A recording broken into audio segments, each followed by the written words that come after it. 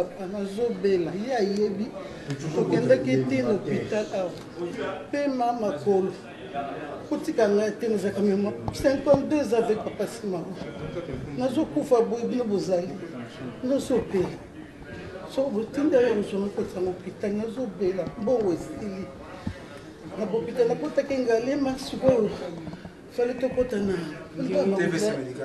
TVC médical nazobela makasi. Ok. Alors tu es en hôpital. Merci. Chaque mois tu es en hôpital à partir. Merci. Merci. Pourquoi tu t'occupes de ça? Tout ça, ils vont là. Papa nasepeli makasi. Nasepeli makasi mibali bakufa biso za baveuve. Na ndenge mibali na biso mikebana wa biso bakanisi biso. Papa na yebi kutumwa koloba tana zangi na malo.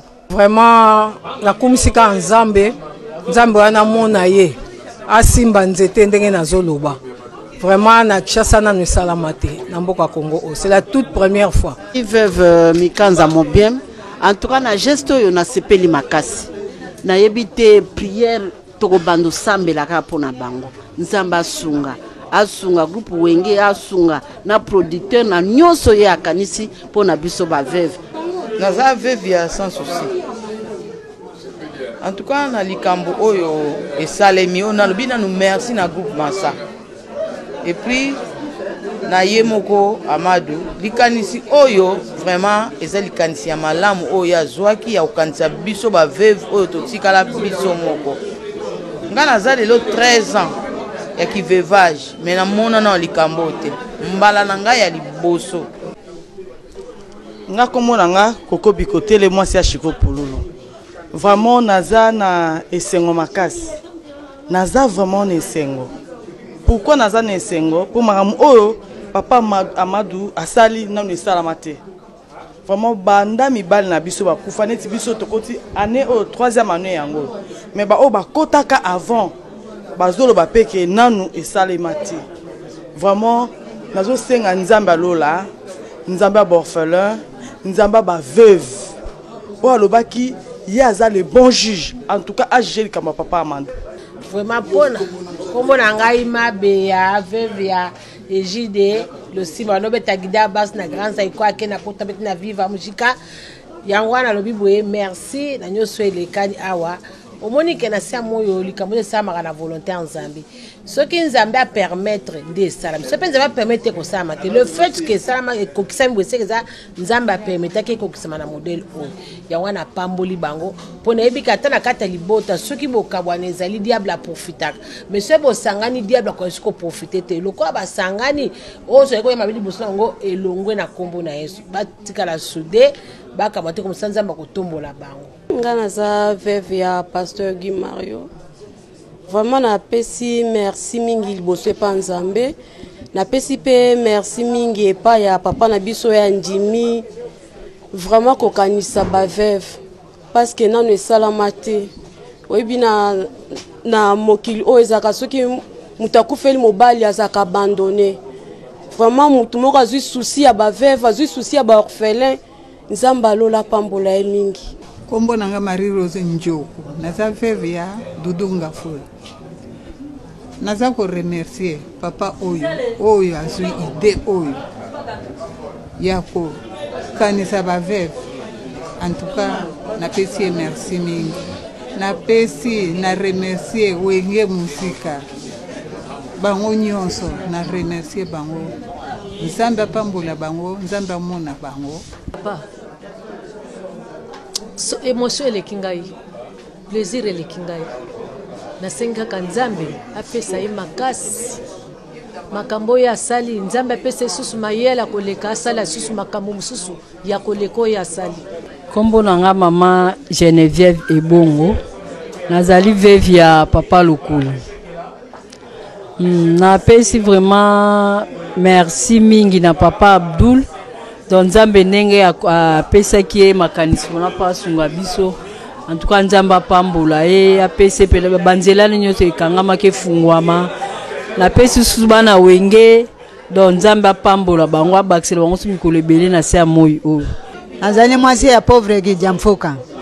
napesi merci mingi vraiment ekamisi nga mingi veve lelo aza leso na ntina te na miso ya bato kasi merci mingi mpo bapapa bakanisi biso baveve papa nasepeli makasi mpo nde nazawa nafutela ndaka bato na bana vraiment nasepeli makasi na eloko ya boye en tout cas papa bino bosali eleki biso baveve en tout cas napesi merci papa nasepeli makasi nazali veuve ya Portos mpia mongongo mobali na nga azalaka accompagnateur kombo na ngai Bernardine Bosomi sikoyo en tout cas mpona papa oyo nayebi te toko donc nazomanke bamo mpona koremercie ye vraiment oyo asali totikala komona yango te na mboka na biso esalama nanu te mbala liboso mpo akanisa baveuve en tout cas tomona yango nanu te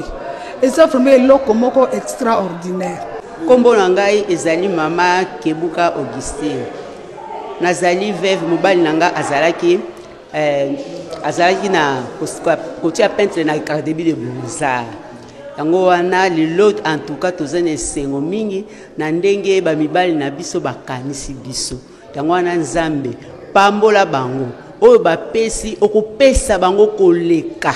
Kombo na nga mama Gasimala José veuve ya Mepe Chéri Milandu Mayaki. En tout cas natoma ko dikamna ko lobate sengo naza nango na likambo papa sali la ba papa biso basali pona biso bakalisi biso basi bando ba batika biso tozonyokama makasi na likambo ba bazui na mama ko apesi biso papa to sepeli makasi Nzambe apambola bango tomona nanu pete esalama pete donc eza mbala liboso eloko esalama yango wana tozopesa merci na papa Amadou vraiment Nzamba pambola ye Nzamba mona ye oyo eleki eza muke donc mbala sima eleka oyo esalami lelo. Oui, bonjour. Kombo nanga da Silva Fifi naza veuve ya Lisalangomba Kotobilik.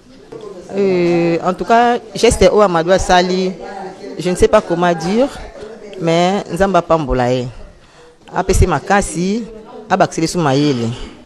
Kombo nanga Lusamba Charlotte veuve papa chef Kashala napesi merci mingi na papa Ajabi Nzamba lola pambola ye po ya boye tomona nano te toluka ngo bandakala melelo Nzambe asaleli biso na nzela na ye apambola ye abatela ye na ba musicien na biso ya wenge. En tout cas Nzamba lola atelemisa bango lisusu bazala makasi apambola bango basala musala na bango ekende liboso na kombo na Yesu. Ngai kombo na nga mama Séraphine Mbambi naza veuve ya Mambri Koko Ebel liseke ya Bokoko nazopesa merci na papa Aljabi na oyo geste oyo asali mpona biso baveuve po tozalaki baveuve mo négligé rejeté et surtout na ba nzinga na biso na geste oyo asali biso pe longo na